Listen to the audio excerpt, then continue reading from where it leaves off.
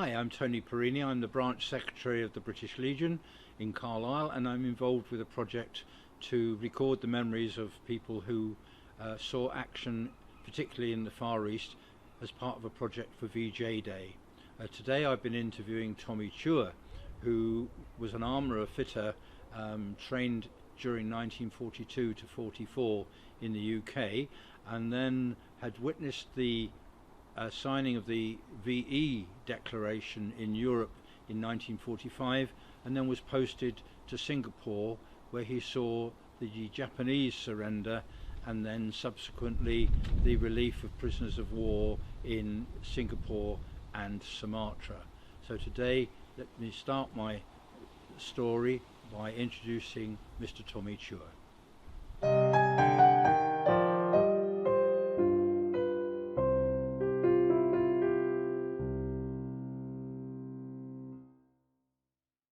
Hello, I'm with Tommy Tuer, who is one of Carlisle's remaining veterans who saw action and events in Singapore around the time of the Japanese surrender. Tommy, you were trained as an armourer, I believe, at Halton. Armourer. And I believe people found out that you were wasting your time after training. Is that right? Well, the first posting I got, it was a waste of time for a fitter armourer, and they posted me from there to a squadron, which was Air Fighter Development Squadron.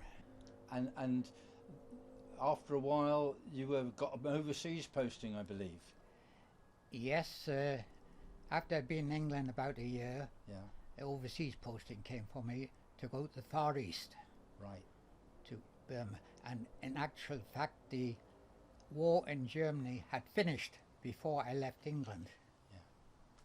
So I saw the surrender in England and the surrender in the Far East. Right. So you went into India by ship, I believe, in the first went leg. by ship.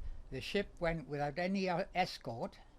Was a very fast ship, and the war in Germany had just finished, so we didn't expect any submarines to sink the ship or anything. So we got to Bombay in about 15 or 16 days, I think it was. Oh, wow. Yeah. Which was pretty good. And so the surrender as far as Europe and that part of the world was effective, but there was still something going on in Singapore, and they moved you on towards Singapore, I believe. Yes, they're still fighting the Japanese in Singapore. And how did you get into Singapore? By ship again? We organised a big convoy, brought all the troops, not surplus troops from Burma, when they surrendered in Burma, and got all the troops, and we had about, I don't know how many, about 800 ships, maybe more than that. Wow. Went in convoy to Singapore. It was very interesting because there's a lot of minefields down the straits, and they had to be blown up, so we followed the ships that were blowing the mines up. Oh, okay. And single file we went. Took a long time. So you landed in Singapore. Yes. As part of the convoy, yes? Yes. We left the mothership and onto a landing barge.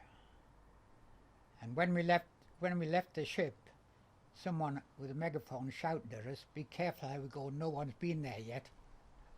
So it was something they would look forward to. So the Japanese were still present in Singapore? Oh, they were really, yes, they were all there. But they hadn't surrendered at this time? No, officially not surrendered, no. So there was action at that time between the Japanese and the British? No, I think they knew what was going on, and Right. they stopped it. But there were a lot of Japanese in various places in jungle that didn't know what was going on. Right. So they were still there for days and weeks afterwards, Right. some of them. Okay, so you were there also then, I believe, when Mountbatten signed the surrender, is that right? Yes, I was in Singapore then. I think I was in Gorgie at Killang at the time, when he signed the surrender. and his wife went to Singapore as well, and she was looking after our men that Right. were prisoners, ex-prisoners Right. of war. So, so the Japanese then surrendered on August the 15th, 1945.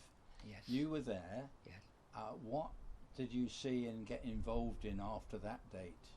The squadron was moved out to Sumatra. And what was their role there then? Well, in Sumatra, the Air Force had to go in and look after the country, keep it calm until the Dutch could take over. Right. And was there for about 7 or 8 months. Did you witness any of the prisoner of war camps? Not there, no. In any part of the world?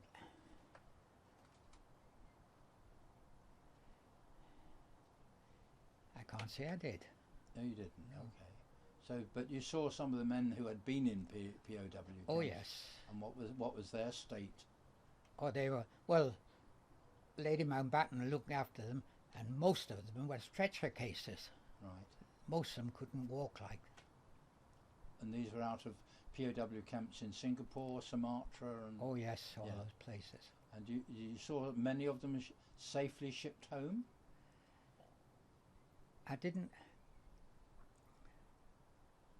see many of them leaving because I was busy. Like we had 2 squadrons we had there, and we're rebuilding another squadron.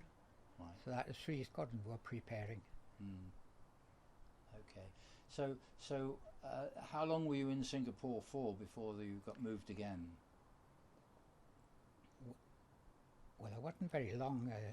It was in January when we moved to Sumatra. Mm-hmm. And how long after that did you stay out in the Far East? Well, I was in Sumatra for about 7 months, Right. and we all came out, and I got put into transit camp, Right. and I was posted to Egypt to finish my tour of overseas duty. Well done. And did you ever have any of the entertainment groups out there in your service? Because I believe Vera Lynn went out a couple of times. Yes, I didn't see her out there though, Yeah. but she was there. Yeah. There were a lot of entertainment out there with the people.